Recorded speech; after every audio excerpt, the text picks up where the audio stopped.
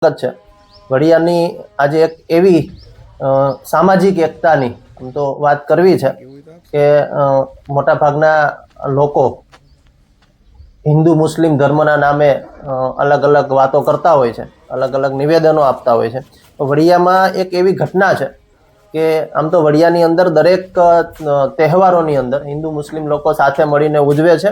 પછી એ જન્માષ્ટમીની શોભાયાત્રા હોય તો એમાં પણ મુસ્લિમ બિરાદરો જોડાય છે, અને તાજિયાનું જુલુસ હોય તો એનું સ્વાગત પણ હિન્દુ ધર્મના લોકો કરતા હોય છે. આવી અનેક ઘટનાઓ વડિયાની અંદર જોવા મળે છે. એનું એક ઉદાહરણ જૂનું જોઈએ તો આદ્ય શક્તિની આરતી એ આપણા અબ્રાહમ ભગત જે મુસ્લિમ હતા છતાં એણે આપી હતી અને એ ખૂબ પ્રચલિત થઈ. તો એવી જ એટલે વર્ષોથી વડિયાની અંદર હિન્દુ મુસ્લિમ પરિવારો સાથે રહી પોતાનું જીવન ગુજારે છે, ભાઈચારાની રીતથી રહે છે અને પારિવારિક સંબંધો ધરાવે છે. ત્યારે વડિયાની અંદર એક એવી ઘટના કે જેની અંદર હિન્દુ મુસ્લિમ એકતાનું ખૂબ એક અનોખું ઉદાહરણ પ્રાપ્ત થયું છે. ત્યારે વડિયાની અંદર એક એવી ઘટના કે જેની અંદર હિન્દુ મુસ્લિમ એકતાનું ખૂબ એક અનોખું ઉદાહરણ પ્રાપ્ત થયું છે. એવું એક વડિયાથી સુરકપરા વિસ્તારની અંદર બગીચાની પાસે સામેના ભાગની અંદર એક આલમભાઈ કરીને પટાવાળા હતા. એને આમ તો એનો જ પરિચય લઈએ અને એનો દરોબો અમારા કન્યા વિદ્યાલયની અંદર સેવા આપતા ભાઈ ભરતભાઈ ગોંડલિયા અને એના પરિવાર સાથે ખૂબ નજીકના સંબંધો હતા, આડોશ પાડોશમાં રહે અને પારિવારિક સંબંધો ધરાવે છે. ત્યારે આલમભાઈ નું અવસાન થયું. ત્યારબાદ એની 4 દીકરીઓ એ પણ સાસરે જતી રહી અને એ આલમભાઈના પત્ની એને રોજિંદો ક્રમ કે ભાઈ 5 વાગે એટલે ભરતભાઈના ઘરે આવવાનું જ બેસવા, અને એ પારિવારિક સંબંધો હતા. અને એ પારિવારિક સંબંધો જ્યારે એ બેનનું અવસાન થયું ત્યારે એની જે વિધિ હોય એની સાથે જોડાયેલા રહ્યા છે. ત્યારે આપની સાથે એ ભરતભાઈના દીકરા સાગરભાઈ જોડાણા છે. તો એની સાથે જ વાત કરીએ કે શું કહેશો, આ આલમભાઈના પરિવાર સાથે તમારો વર્ષોથી નાતો હતો, તો કઈ રીતના શું ઘટના હતી અને કઈ રીતના નાતો રહ્યો? નમસ્કાર સાહેબ. હવે રોશનબેન છે એ સાથે મારા મમ્મીના બેન જ આમ તો ગણાતા. મારું મોહાળ એટલે વડિયા અને રોશનબેનનું મોસાળ પણ અહીંયા જ હતું, બરોબર. એટલે મારા મમ્મીને બંનેને અનાવર કુટુંબ સાથે માસી હોય એવો જ નાતો હતો. પણ ઈ રોશનબેને મને હગા દીકરાની જેમ રાખેલો હતો. કારણ કે રોશનબેન છે એને પોતે 4 દીકરીઓ જ હતી, સંતાનમાં પુત્ર નહોતો. એટલે પહેલેથી મને જ પુત્ર તરીકે રાખતા. મારા ઘર સાથે પણ એવો સારો નાતો હતો અને આડોશ પાડોશમાં હતી. આપણે જે કોઈ તહેવારો હોય એટલે સાથે મળીને ઉજવતા. રોશનબેન 2 દિવસ દેખાણા ન હોય તો આડોશ પાડોશમાંથી કે ભાઈ અમારે બધે તપાસ કરે કે ભાઈ રોશનબેન આજે આવ્યા કેમ નથી. એવો સરસ સારો એનો નાતો રહ્યો અને વ્યક્તિત્વ પણ એવું બહુ સુંદર હતું એનું. એ જયારે નવરાત્રી સમયમાં થોડા ઘણાથી બીમાર ચાલુ થવા લાગ્યા ત્યારથી આ બંને એની દીકરીઓ છે એ પણ સાથે સેવામાં જોડાયેલી હતી. એ 2 દીકરીઓ છેલ્લે આપણે કહું ને કે સાહેબ 5 મહિનાથી 2 પોતાના સાસરું મૂકીને અને 2 એના મમ્મીને સાથે સેવામાં છે. અને રોશનબેનનો પણ એવો જ એને ઈરાદો હતો કે ભાઈ એને ભાઈ સાગર છે એ મને છેલ્લું પાણી પાય. અને હકીકતની અંદર સાહેબ રાતે 11 વાગ્યાથી એને થોડી ઘણી વધારે પડતી તકલીફ ચાલુ થઈ ગયેલી હતી.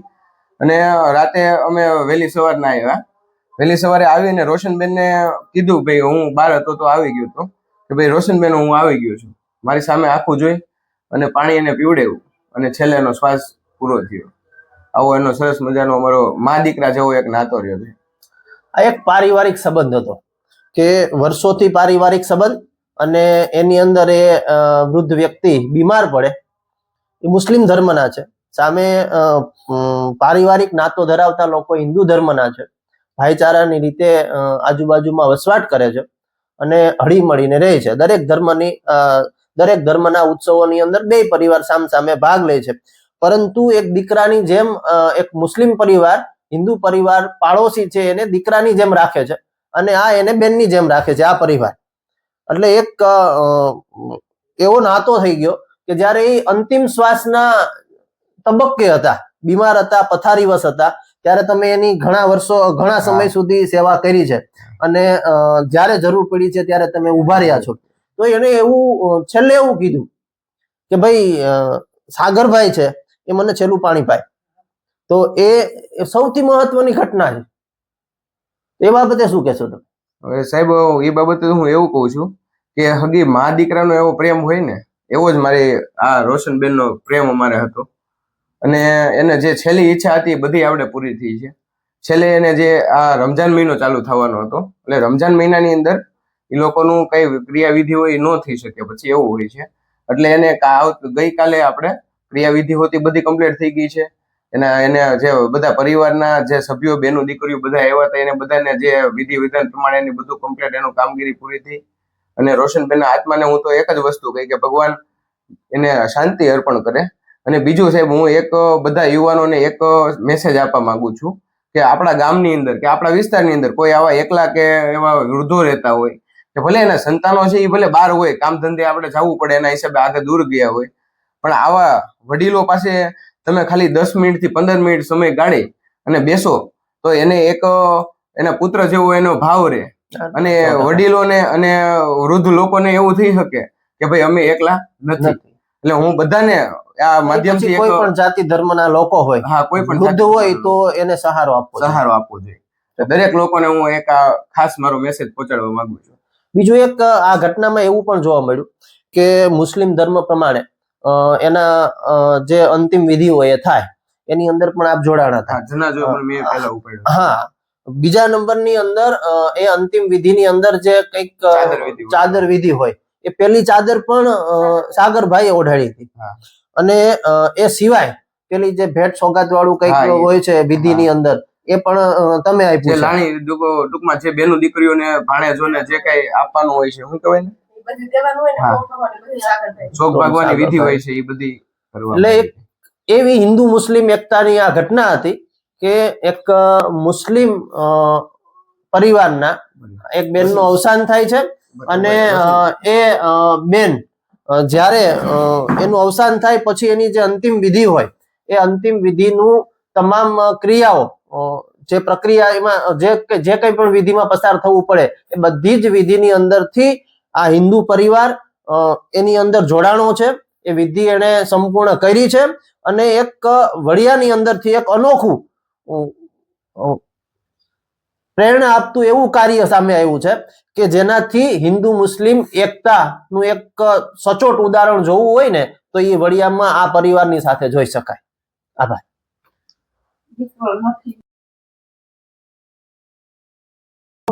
આ એ આલમ બાપાની બંને દીકરીઓ છે અને આ મારા સાગરભાઈના મમ્મી છે અને એ સાથે મળીને બધા રહેતા હતા.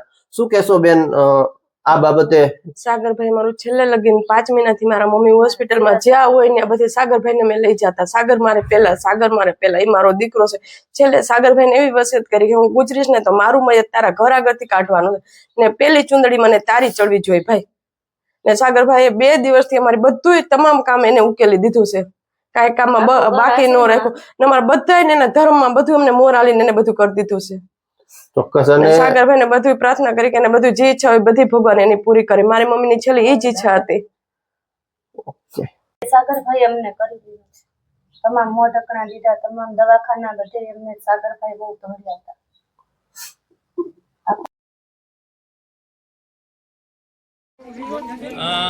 આજે વડિયા મુકામે એક હિન્દુ મુસ્લિમ એકતાનું શ્રેષ્ઠ ઉદાહરણ બન્યું છે. તમે જે જોઈ રહ્યા છો એ સાગરભાઈ અમારા બેન ભાઈના દીકરી રોશનબેન જન્નત નસીબ થયા. તો એમની જે સારવાર હોય એમને સંતાનોમાં દીકરા ન હતા, દીકરીઓ હતી.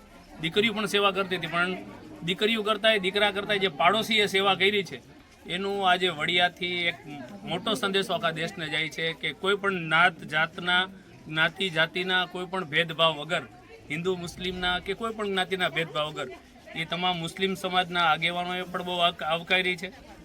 સગાવાલા અને મહેમાનો જે આવ્યા છે એણે પણ આવકારી છે. અમારા સાગરભાઈએ છેલ્લી ઘડી સુધી એટલે કે જ્યારે એમનો અંતિમ સમય હતો ત્યારે પણ પાણી એમના હસ્તક પાયું ને એમની વસિયત પણ એવી હતી કે પેલી ચૂંદડી એ સાગરભાઈની ઓઢાડે. તો જે દફનવિધિમાં જે કંઈ ચાદર કે ચૂંદડી નાખી એ પણ સાગરભાઈની જ નાખી. તો સાગરભાઈનો અને પાડોશીનો અમે મુસ્લિમ સમાજ વતી, વડિયાના તમામ આગેવાનો વતી ખૂબ ખૂબ એને અમે બિરદાવીએ છીએ આ વાતને કે કાંઈ પણ આજે જાત જ્ઞાતિના ભેદભાવ ભૂલી અને દેશ માટે સમાજ માટે એણે એવું કામ કર્યું છે કે આપણે જે ક્યાંય વાળાઓ ઊભા કર્યા છે હિન્દુ મુસલમાનના, એ ભૂલીને રાષ્ટ્રીય એકતા કેવી રીતે રહી શકાય અને ન હિન્દુ જોવે ન મુસલમાન જોવે, એક સરસ રીતે માનવતાનો ધર્મ એણે અદા કર્યો છે. એ બદલ મુસ્લિમ સમાજ પણ નોંધ લીધી છે, તમામ સગાવાલાઓએ પણ નોંધ લીધી છે અને સાગરભાઈને અમે ખૂબ ખૂબ બિરદાવીએ છીએ કે આવું ભલાઈનું કામ કરતા રહીએ અને રોશનબેનને પણ દુઆ જે આપી છે એવી દુઆ એને કામ લાગે.